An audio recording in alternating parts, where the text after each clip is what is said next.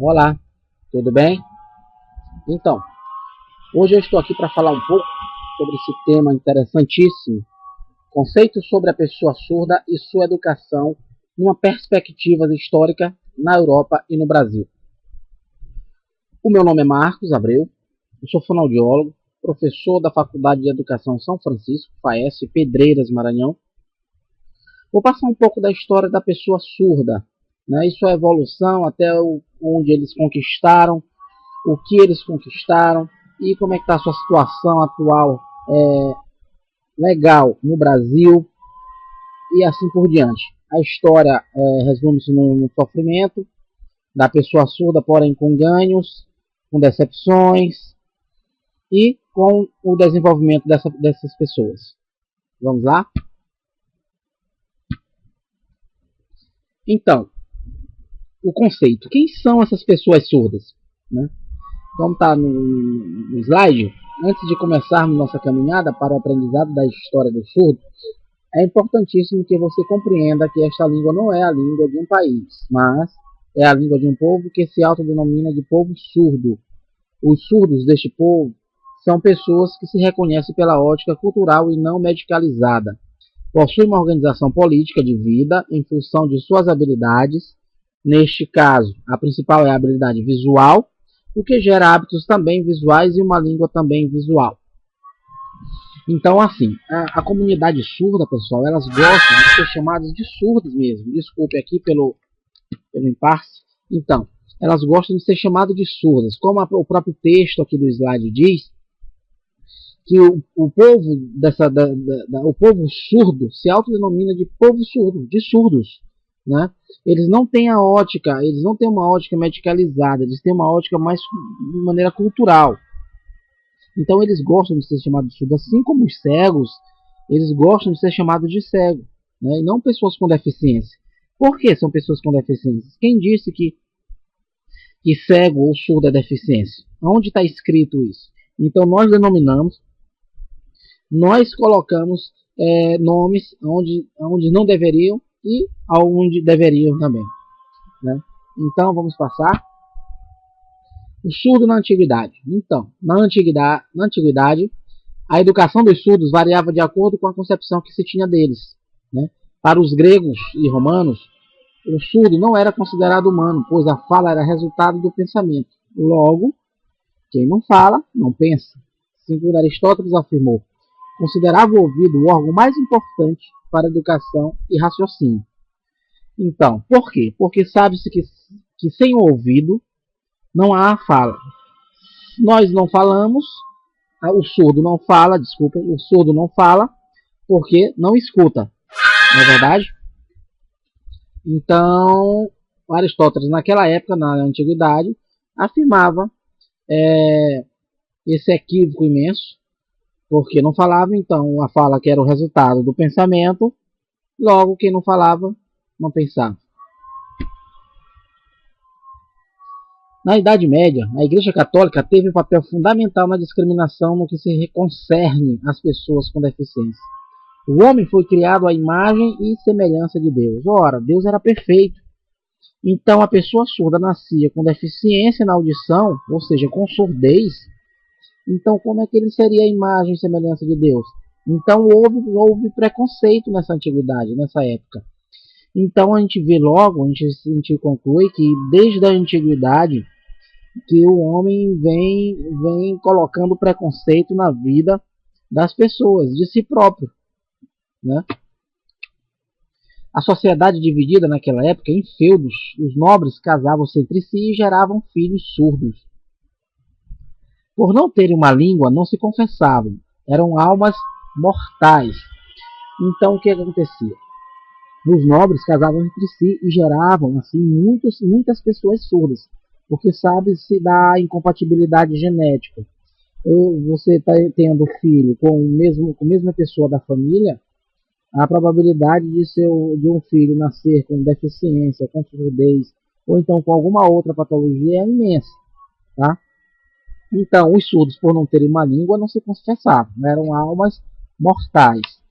Conclusão. Ocorreu a primeira tentativa de educar as pessoas surdas de maneira preceptorial, ou seja, de maneira aleatória, a igreja teve essa iniciativa de educar pessoas surdas. Então, o resumo do surdo na antiguidade. No Egito, desculpem mais uma vez, é um errozinho que está tendo aqui. No Egito, os surdos eram adorados como se fossem deuses, serviam de mediadores entre os deuses e os faraós, sendo temidos e respeitados pela população. Olha só como varia. Em Esparta, eram lançados do alto dos rochedos. Na Grécia e Roma, eram seres incompetentes. Na Constantinopla, surdos faziam serviço da corte, como pajens das mulheres. Sabe-se que pajens são aqueles como é que eu posso falar? Aqueles escravos, aquelas pessoas, aqueles empregados das mulheres. E eles serviam como bobos mesmo da corte, né? De entretenimento do sultão. Na China eram lançados ao mar, sacrificados aos deuses. Um absurdo na antiguidade. Sêneca afirmou o seguinte: matam-se cães quando estão com raiva, exterminam-se touros bravos, cortam-se as cabeças das ovelhas enfermas, para que as demais não sejam contaminadas. Matamos os fetos e os recém-nascidos monstruosos. Se nascerem defeituosos e monstruosos, afogamo-los, não devido ao ódio, mas à razão, para diferenciarmos as coisas inúteis das saudáveis. Então Sêneca, que foi um grande cientista da época, afirmou um equívoco imenso desse, que é até vergonhoso, porém tem que ser dito. Só para a gente ver como é a evolução da pessoa surda, até por onde é que eles passaram para chegar atualmente. Então, mudamos aí para o surdo na Idade Moderna. Surgiu os primeiros trabalhos no sentido de educar a criança surda e de integrá-la, ainda não em inclusão, é claro, na sociedade. Sabe-se a diferença da inclusão e da integração. A integração é você pôr a pessoa surda com, vamos supor, com um ouvinte. Porém, esse ouvinte não sabe lidar com essa pessoa surda. Então, aí só fez uma integração. A inclusão seria o caso dessa pessoa ouvinte saber Libras ou saber alguma forma de comunicação para que haja interação entre os dois. Ou seja, aí teria inclusão. Né? Então, no século XV, surdos, como todos os outros deficientes, são alvo da medicina e da religião católica. A medicina era interessada em pesquisas na Idade Moderna. Na religião católica, promoção de caridade às pessoas desafortunadas. Então, eles se aproveitavam das pessoas com deficiência para fazer caridade e dizer que a igreja é o melhor recinto da época para poder ajudar as pessoas. Dentro da medicina ainda era um crescimento profissional na época. E na religião católica era uma doença representava punição. Ou seja, quem tinha a doença, quem tinha surdez, é porque em alguma fase da vida passada foi punido e nasceu com essa doença nos dias atuais. Ainda dentro da Idade Moderna, os primeiros educadores surdos que se tem notícia no Ocidente são eles, né? É o Gerolamo Cardano, que foi um médico italiano, que datou em 1501 e morreu em 1576. Ele afirmava que a surdez não impedia os surdos de receber instrução. O Pedro Ponce de Leão, muito importante também, né? Monge, ele vivia num monastério da Espanha e usava sinais para se comunicar, pois lá havia voto de silêncio.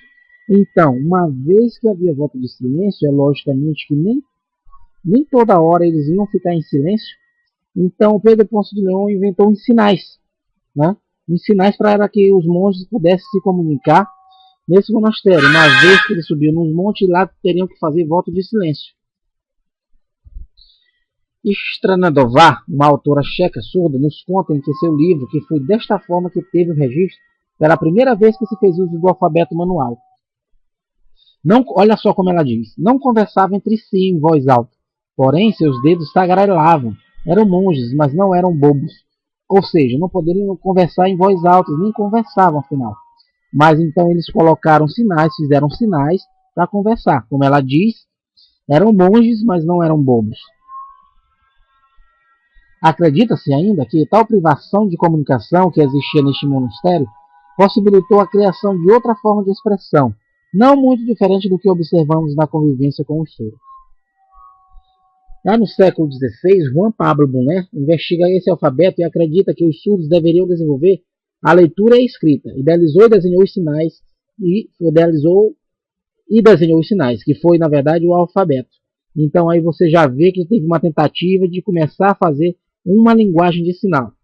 O alfabeto foi editado na França, esse que foi inventado pelo Bonnet, e foi editado na França, desculpem, no tratado chamado Redação das Letras e Artes de Ensinar Mudos a Falar. Seria mais fácil o surdo aprender a ler e escrever por uma forma visível. E que forma visível é essa? A forma, então, que o Bonnet desenhou os sinais. Ou seja, desenhou o alfabeto através, que desenhou o alfabeto através dos sinais.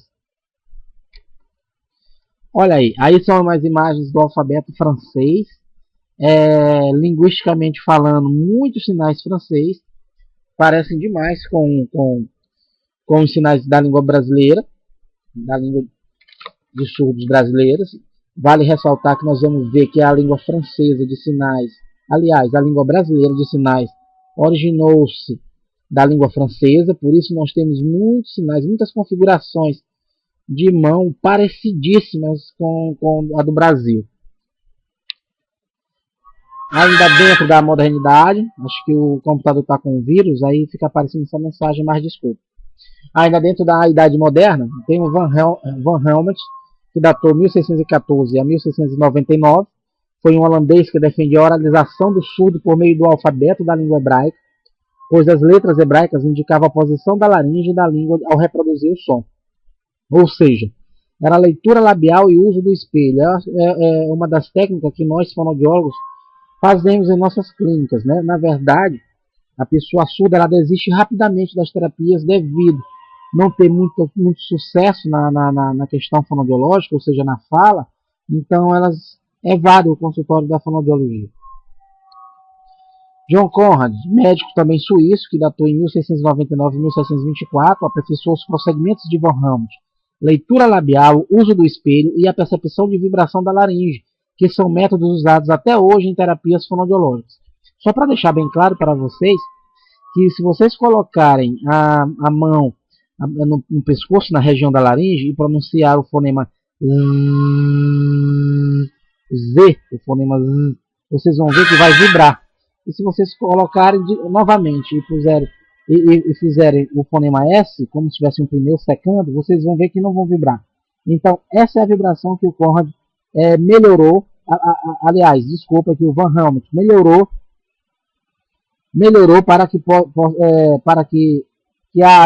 para que tivesse uma maneira, uma opção para que o surdo pudesse aprender a se comunicar. Então, temos aí o Thomas Bradwood, educador de surdos inglês, fundou em Edimburgo a primeira escola na Grã-Bretanha como academia privada. Seus alunos aprendiam palavras escritas, seus significados, sua pronúncia e a leitura orofacial, além do alfabeto digital. Aí temos aí o Charles Michel de Lepé, né? É considerado como o pai dos surdos, um dos primeiros que defendeu o uso da língua de sinais. Ele reconheceu que a língua existia, desenvolvia e servia de base comunicativa essencial entre os surdos.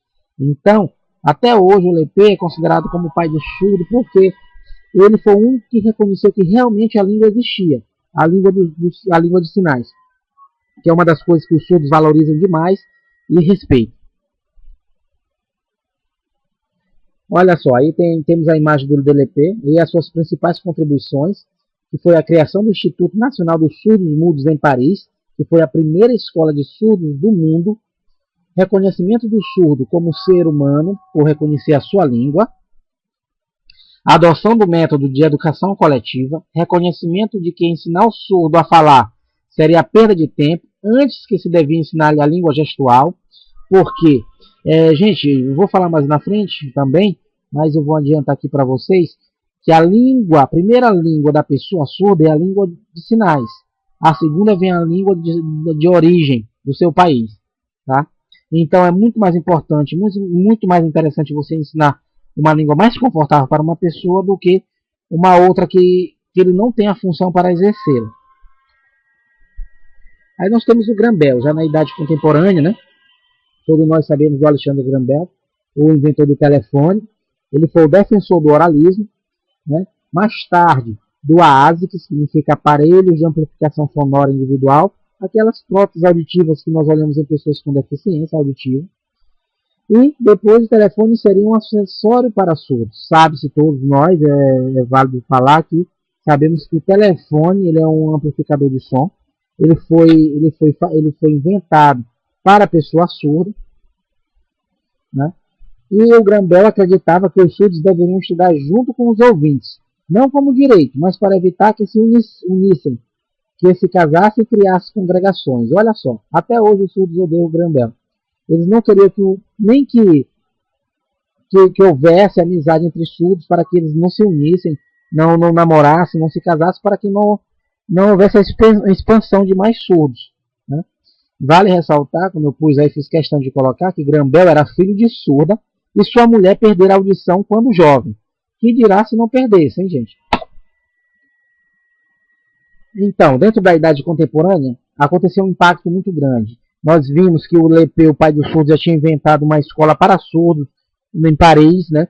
E que ele já estava defendendo que a língua de sinais era a língua mãe dos surdos, era a língua que eles deveriam aprender primeiramente, depois a língua do seu país de origem. E aconteceu um impacto do Congresso de Milão, em 1880, na construção educacional de surdos. Esse impacto do Congresso de Milão foi muito abordado a questão da educação do surdo, que nós vamos ver o tamanho da polêmica. Então, essa data ainda é lembrada como a mais sinistra de sua história pelos surdos, tá? Como se fosse mesmo 11 de setembro, quando desabaram as torres gêmeas da cultura e da língua de sinais, a do método misto e a do método manualista, para a educação dos surdos. Ali começou uma longa e árdua batalha para defender o direito da vida de língua de sinais. Gente, no Congresso de Milão, estavam discutindo sobre a educação dos surdos.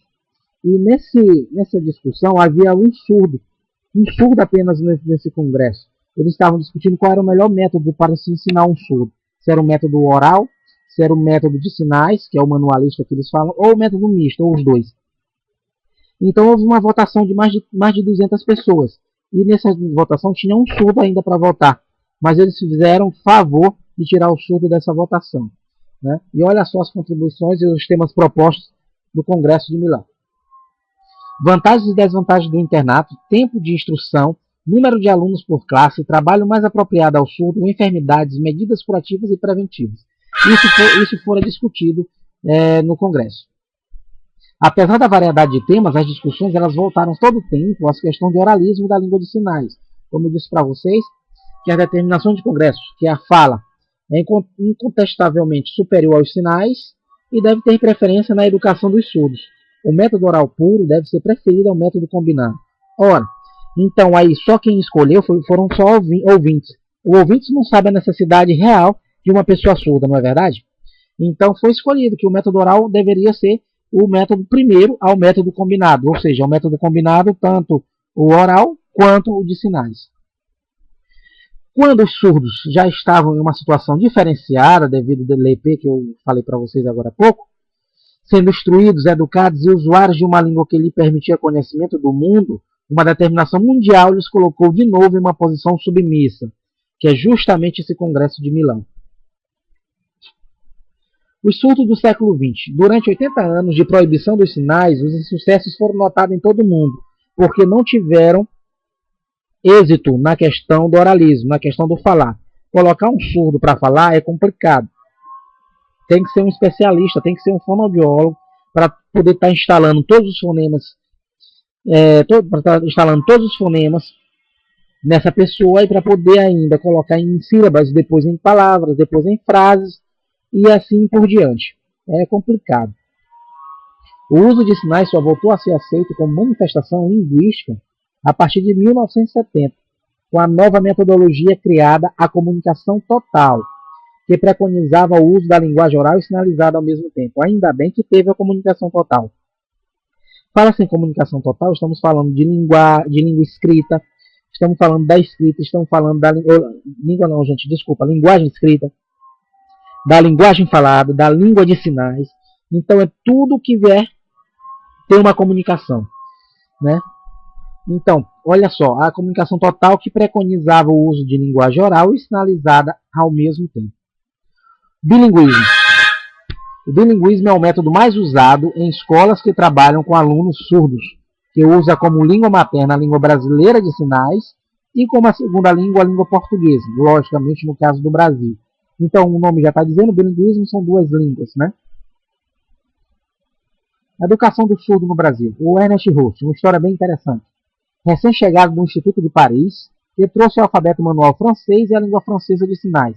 Deu-se a origem a Libras com a grande influência da língua francesa. O Hutt foi apresentado ao ex-imperador, Dom Pedro II, e incentivado a criar um educandário ao ensino de surdos e mudos aqui no Brasil. Em 1856, Marquês de Abrantes, incumbido de acompanhar o trabalho do professor Hutt, escreveu a Dom Pedro II relatando o êxito desse profissional e de seus serviços, que em consequência disso fundou o Instituto de Educação de Surdos Mudos, atualmente o Instituto Nacional de Educação de Surdos, o INES, que fica no Rio de Janeiro, que é uma referência mundial. O Congresso de Milão, nessa época no Brasil, em 1880, foram criadas associações de surdos, sendo 180 associações de surdos, federações desportivas de surdos, Federação Nacional de Surdos, e entre outras. Uma curiosidade. Inicialmente, a língua de sinais utilizada pelos surdos da capital do Brasil foi denominada pelas siglas LSCB, Língua de Sinais dos Centros Urbanos Brasileiros, devido já existir uma outra língua. Desculpa aqui, só um minutinho, gente, por favor. É porque creio que o computador está com um pouco de vírus. Ficou meio complicado, mas vamos dar já continuidade. Então, a língua de sinais dos centros urbanos brasileiros, devido já existir uma outra língua de sinais por índios surdos da floresta amazônica, LSUK, que é a língua de sinais dos índios urubus-capô. Como já está dizendo, existiam outras línguas de sinais na qual os estudos deles não tem muito na literatura existente, mas sabe-se que já existia essa língua dos índios urubus-capô. Em 1996 foi criado um projeto de lei da senadora Benedita da Silva, junto com o FENES, propuseram a oficialização da Libras em âmbito nacional. Atualmente, Libras é oficialmente reconhecida no dia 24 de abril de 2002 sob a Lei 10.436, pelo então presidente Fernando Henrique Cardoso. A regulamentação dela foi dia 22 de dezembro de 2005. Ela reconhece a lei como um meio legal de comunicação e expressão de Libras e determina o ensino e a utilização no país, como a primeira língua da pessoa surda, como já foi dito. Então, o conceito da pessoa surda. Hoje nós temos surdos no mercado de trabalho, hoje nós temos surdos nós temos intérpretes para surdos, é obrigatório em toda palestra, é obrigatório. Se chegar um surdo e não tiver um intérprete para ele, pode haver casos legais, ele pode processar a organização desse seminário, desse curso, desse congresso. Temos aí já professores para surdos nas escolas, inclusive aqui mesmo na cidade de Pedreiras temos professores em algumas escolas a nível estadual. E também temos a velha surda que representa aí os surdos no Brasil todo, Então, gente, o Dia Nacional do Surdo foi dia 26 de setembro, inclusive nós até organizamos aqui em Pedreiras, nas turmas na qual eu dei aula na FAESP, a caminhada, e foi muito boa. Saímos da porta da FAESP e fomos até o final da cidade, na Praça Milico Rego. Eu tenho uma última mensagem, deixo para vocês, assim, a pedra. O distraído nela tropeçou, o bruto a usou como projétil. O empreendedor, usando, a construiu. O camponês, cansado da lida, dela fez assento. Para os meninos foi brinquedo, Drummond a poetizou. Já Davi matou Golias, e a Michelangelo extraiu-lhe a mais bela escultura. E em todos esses casos, a diferença não esteve na pedra, mas no homem. Não existe pedra no seu caminho, que você não possa aproveitá-la para seu próprio crescimento. Então, gente, aqui eu encerro. Aqui foi um pouquinho que eu quis passar para vocês. Essa é de autoria minha, esse slide. E muito obrigado. Vocês podem comentar aí embaixo no vídeo, ou então, para me ajudar, vocês podem clicar em gostei. Muito obrigado a todos e fico à disposição. Um abraço.